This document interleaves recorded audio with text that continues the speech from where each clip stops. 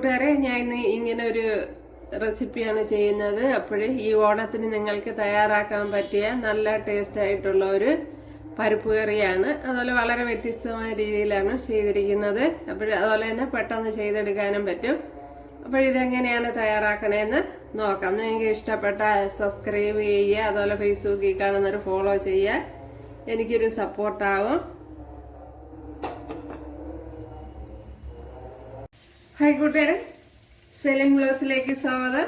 ഇന്നൊരു പരിപ്പ് കറി നോക്കാം. അപ്പോൾ നിങ്ങൾക്ക് ഈ ഓണത്തിന് തയ്യാറാക്കാൻ പറ്റിയ ഒരു നാടൻ പരിപ്പ് കറി നോക്കാം. അപ്പോൾ അതിനുവേണ്ടി ഞാൻ പയറുപരിപ്പുണ്ടല്ലോ, അതാണ് എടുത്തിരിക്കുന്നത്. കണ്ട് ഇതുപോലത്തെ. അപ്പോൾ ഇതിനെ ഒന്ന് കഴുകിയെടുക്കണം. ഇനി നിങ്ങൾക്ക് വേണമെങ്കിൽ വറുത്തിട്ട് കഴുകി അങ്ങനെ ചെയ്യാം. ഞാൻ ഇപ്പം വറുക്കുന്നില്ല, അല്ലാതെ തന്നെ ചെയ്യുന്നത്. അപ്പോൾ ഇതിനെ ഒന്ന് കഴുകിയെടുത്തോണ്ട് വരാം. അവിടെ കഴുകിയെടുത്തോണ്ട് വന്നിട്ടുണ്ട്. അപ്പോൾ കുക്കറിൽ വേവിക്കുന്നവർക്ക് കുക്കറിൽ വേവിച്ചെടുക്കാം. ഞാൻ ഇപ്പൊ അല്ലാതെയാണ് ചെയ്യുന്നത്.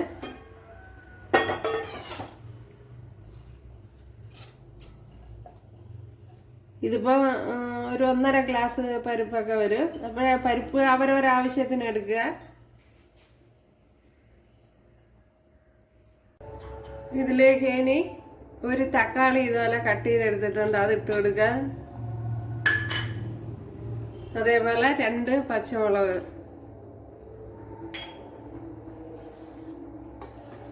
അപ്പോൾ പൊങ്ങിക്കളയാതെ ശ്രദ്ധിക്കണം. അതാണ് ഈ പരിപ്പ് കറിയുടെ ഒരു കുഴപ്പം. അപ്പോൾ എനിക്ക് 1-2 പ്രാവശ്യം ഉണ്ടാകുന്ന അതുപോലെ പൊങ്ങി പതഞ്ഞു വന്ന്. അപ്പോൾ തീ മീഡിയത്തിലിട്ട് ഇതുപോലെ അടച്ചു വയ്ക്കണം. എന്നാലും ഇടയ്ക്ക് ശ്രദ്ധിക്കണം, അല്ലെങ്കിൽ ഇതുപോലെ കളയും. ഇപ്പൊ ഇതുപോലെയാണ് അടച്ചിരിക്കുന്നത്. അപ്പോഴും ശ്രദ്ധിക്കണം, അല്ലെങ്കിൽ പൊങ്ങിക്കളയും. അതുകൊണ്ട് തന്നെ ഇതുപോലെ ഏറെ കയറത്തക്ക വിധത്തില് അടച്ചു വയ്ക്കണം. അപ്പൊ ഇങ്ങനെ അടച്ചിരുന്നാലും കുറച്ച് സമയം ശ്രദ്ധിക്കണം, അല്ലെങ്കിൽ പാത്രത്തിന്റെ മുകളിൽ കൂടെ കളയും. അവിടെ ഇത്രയും വെള്ളം ഒഴിച്ചു കൊടുത്തിട്ടുണ്ട്. അപ്പോഴേ പരിപ്പ് നിങ്ങൾ ആവശ്യത്തിന് എടുക്കുക. 1 ഗ്ലാസ് എങ്കിൽ 1 ഗ്ലാസ് അങ്ങനെ എടുക്കുക, അവരൊരാവശ്യത്തിന് എടുക്കുക. ഇനി ഇതിലേക്ക് ഉപ്പിട്ട് കൊടുക്കുക. അപ്പോൾ പ്രത്യേകം ശ്രദ്ധിക്കാനുള്ളത് തുമരപ്പരിപ്പല്ല, ഇത് അല്ലാതെ പയറുപരിപ്പാണ്. അപ്പോൾ നിങ്ങൾക്ക് വളരെ ടേസ്റ്റി ആയിട്ട് ഈ ഓണത്തിന് തയ്യാറാക്കാൻ പറ്റിയ രീതിയിലാണ് ചെയ്യുന്നത്. പിന്നെ കുക്കറിലും ചെയ്തെടുക്കാം. അപ്പോൾ ഞാൻ ഇപ്പോൾ ഉപ്പും മഞ്ഞൾപ്പൊടി ഇട്ട് കൊടുത്തിട്ടുണ്ട്. ഇതൊന്ന് അടച്ചു കൊടുക്കാം.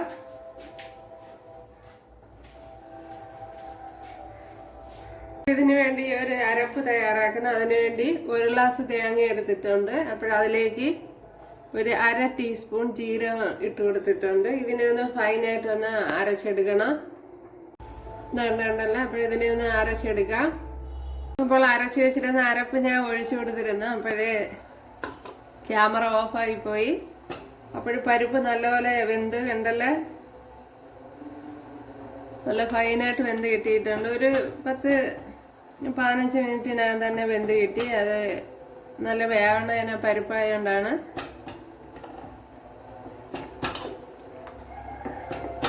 അപ്പോഴേ അരച്ച അരപ്പാണ് ഒഴിച്ചു കൊടുത്തത്. ഓക്കെ,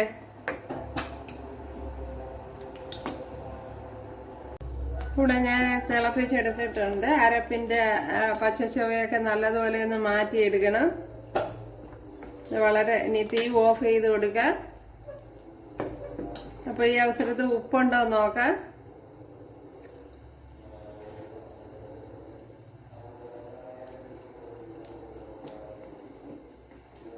ഉപ്പ് ശകലം കുറവാണ്, അത് ഒഴിച്ചു കൊടുക്കുക.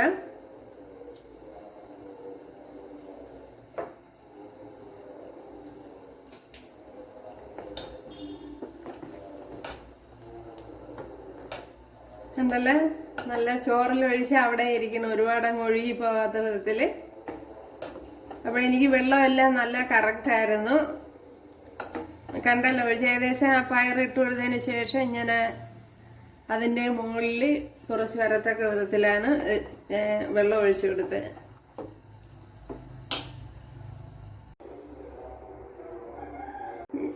ഞാൻ അവിടെ 1.5 ടേബിൾ സ്പൂൺ വെളിച്ചെണ്ണ ഒഴിച്ചു കൊടുത്തിട്ടുണ്ട്. അതിലേക്ക് ഇനി ഒരു ശകലം നെയ്യൂടെ ഇട്ട് കൊടുക്കാം. അപ്പോൾ ഞാൻ എൻ്റെതായ രീതിക്കാണ് ചെയ്യുന്നത്.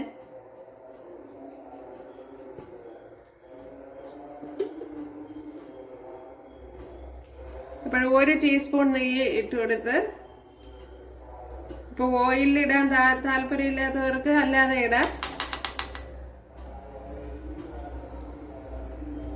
1 ടീസ്പൂണോ 1 ടേബിൾ സ്പൂണോ ഒക്കെ ഓരോരോ പോലെ ഇട്ട് കൊടുക്കുക. ഒരുപാട് കൂടി പോകണ്ട. അപ്പോൾ വെളിച്ചെണ്ണയിൽ ചിലവർ പച്ചയ്ക്ക് നെയ്യ് ഒഴിച്ചു കൊടുക്കും, ചൂടാക്കാതെ. അപ്പോഴേ അങ്ങനെ വേണമെന്നുള്ളവർക്ക് അങ്ങനെ ഇട്ട് കൊടുക്കുക. ഇനി ഇതിലേക്ക് ശകലം കടുക് ഇട്ട് കൊടുക്കുക.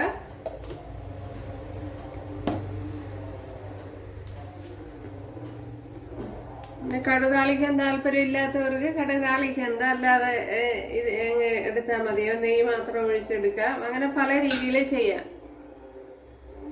ഞാൻ ഇപ്പോൾ ഇതുപോലെയാണ് ചെയ്യുന്നത്. ഇനി ഇതിലേക്ക് കടുക് പൊട്ടിയില്ല. ഇതിലേക്ക് ഒരു 6-7 കൊച്ചുള്ളി ഇതുപോലെ അരിഞ്ഞെടുത്തിട്ടുണ്ട്. ചെറുതാണെങ്കിൽ 10 എടുക്കണം, വലുതാണെങ്കിൽ ഒരു 7-8 ഒക്കെ എടുക്കണം.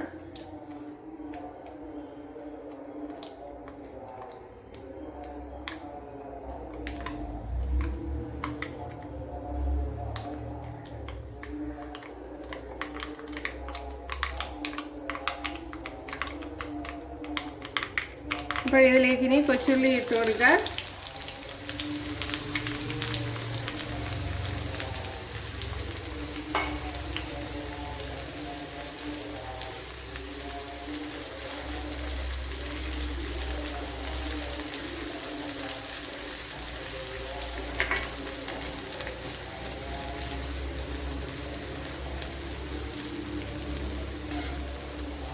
ഒരു 7-8 വെളുത്തുള്ളി ഇതുപോലെ അരിഞ്ഞെടുത്തിട്ടുണ്ട്, അത് ഇട്ട് കൊടുക്കാൻ.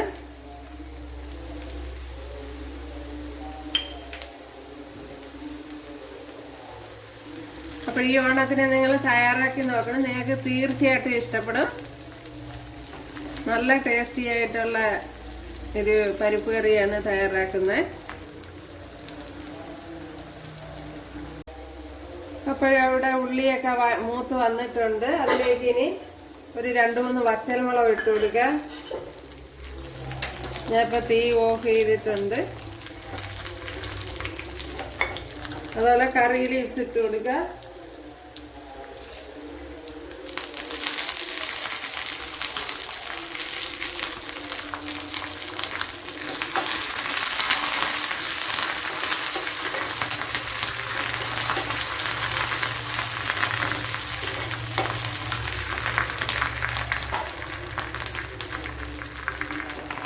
ഇപ്പോഴും നമ്മുടെ സൂപ്പർ ടേസ്റ്റി പരിപ്പ് കറി ഇവിടെ റെഡി ആയിട്ടുണ്ട്.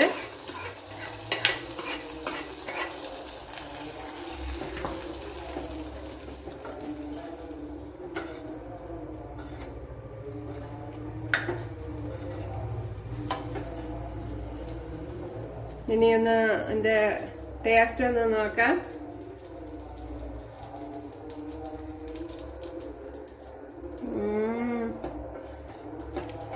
സൂപ്പർ. ഈ ഓണത്തിന് നിങ്ങൾക്ക് തയ്യാറാക്കാൻ പറ്റിയ ഒരു പരിപ്പ് കറിയാണ്. നല്ല ടേസ്റ്റ് ഉണ്ട്.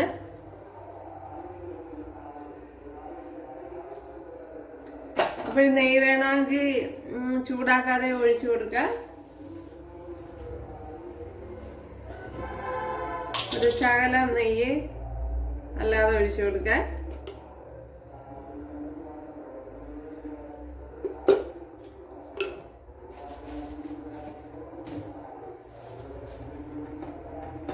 അതും കൂടെ അങ്ങോട്ട് കലക്കി അങ്ങോട്ട് ചേർക്കുമ്പോഴത്തേനുള്ള ടേസ്റ്റ്. അപ്പോൾ പല രീതിയിൽ പരിപ്പ് കറി തയ്യാറാക്കാം. അപ്പോൾ ഞാൻ എൻ്റെതായ രീതിക്കാണ് ചെയ്തത്.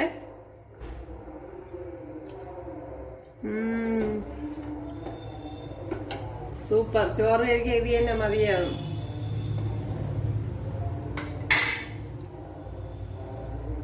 കണ്ടല്ലേ? ഇപ്പോഴും നമ്മുടെ സൂപ്പർ ടേസ്റ്റി പരിപ്പ് കറി ഇവിടെ റെഡി ആയിട്ടുണ്ട് ഉണ്ടല്ലേ. അപ്പോൾ ഈ ഓണത്തിന് എല്ലാവരും ഇതുപോലെ തയ്യാറാക്കി നോക്കുക. നല്ല ടേസ്റ്റ് ഉണ്ട്. അതുപോലെ അരപ്പ് ഒഴിച്ചു കൊടുക്കുന്ന ഭാഗം വിട്ടുപോയി, അപ്പോഴത് ശ്രദ്ധിക്കുക. അപ്പോൾ ഇഷ്ടപ്പെട്ടാൽ സബ്സ്ക്രൈബ് ചെയ്യാൻ എനിക്കൊരു സപ്പോർട്ടാവും. അപ്പോൾ അടുത്തൊരു വീഡിയോ ആയിട്ട് കാണാമെന്ന് പറഞ്ഞുകൊണ്ട് എല്ലാവർക്കും താങ്ക്സ്.